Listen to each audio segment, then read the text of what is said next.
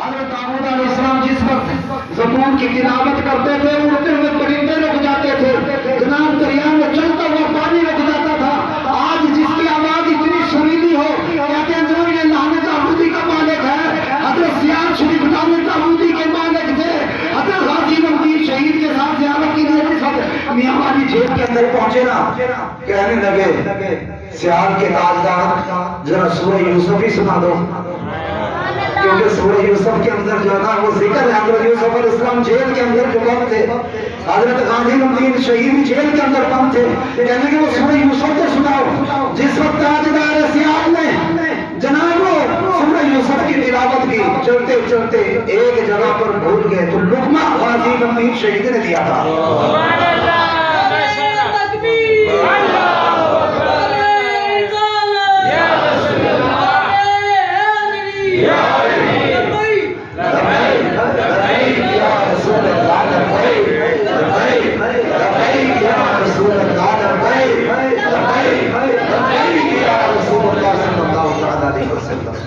پوچھا حضور آپ نے تو قرآن پڑھا ہی نہیں، فرمایا جب سے محبوب پر وفا کر کے آیا ہو نا، محبوب کے دشمن کو واصل جہنم کر کے آیا ہو، جو نہیں جانتا تھا میرے رب نے وہ سب کچھ سکھا دیا۔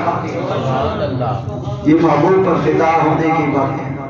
آج ہمارے محلے کا کوئی آدمی فوت ہو جائے، جناب ہم جنازے دیکھتے ہیں، ہماری فطرت دیکھو مسلمانوں کی، غریب آدمی فوت ہو جائے اس کے جنازے کے اندر میں اور اب شامل نہیں ہوتے۔ کوئی بڑا کان ٹوٹا بڑا آدمی شریعت کا باغی جس وقت مر جائے تو سب پہنچتے ہیں جنازے کے اندر، اور پھر جناب جنازے کی بھی سب سے پہلی صف کے اندر کھڑے ہونے کی کوشش کرتے ہیں۔ کیوں؟ کوئی دیکھے نہ دیکھے مرحوم کے ورثاء کو دیکھ لیں۔ ہمارے بڑے کے جنازے کے اندر بھائی باپ چچا کے جنازے کے اندر فلاں بھی آیا تھا، اور پھر میرے رب کے فیصلے بھی دیکھو۔ نماز کے اندر میرے محبوب نے فرمایا اگلی صف کے اندر زیادہ ثواب ہے، جنازے کے اندر پچھلی صف کے اندر ثواب زیادہ ہے۔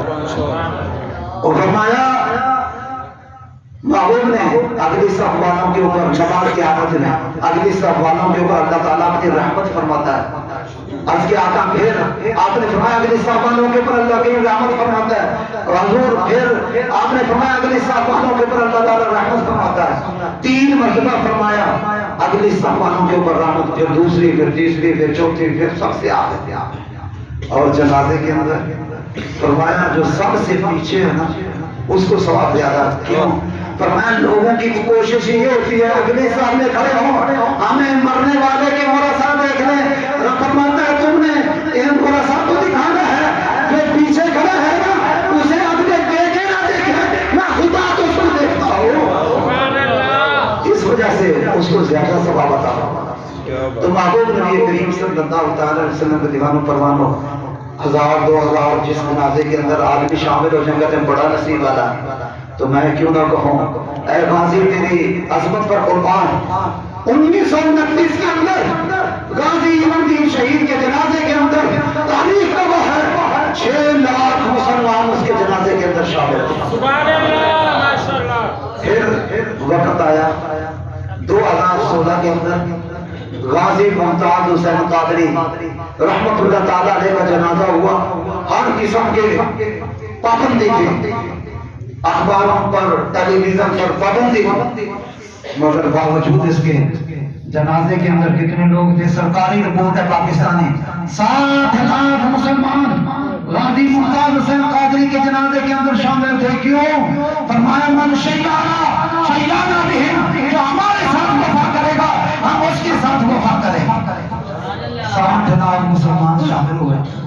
پھر ہمارے استاد محترم امیر المجاہدین شیخ الحدیث علامہ حافظ خواجہ حسین رضوی نے کہا تھا عاشق رسول کے جنازے کا ریکارڈ کوئی عاشق رسول ہی توڑے گا۔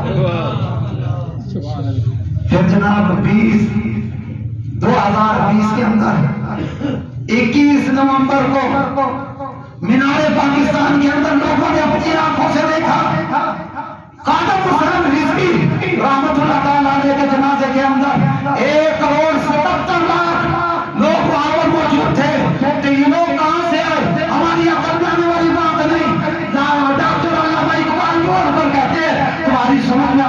بات نہیں ہے. سنو کہ محمد سے بتاؤں نے کام تیرے ہیں, یہ جہاں چیز ہے کیا بہت علم تیرے ہیں. یہ جو اپنے ٹانگوں پر نہیں چل سکتا تھا, کونے توڑ مسلمانوں کو چلنا سکھاتے رہنے والا امیر مجاہدین من شیعہ شیعہ بھی ہے, جو ہمارے ساتھ وفا کرے گا ہم اس کے ساتھ وفا کریں گے.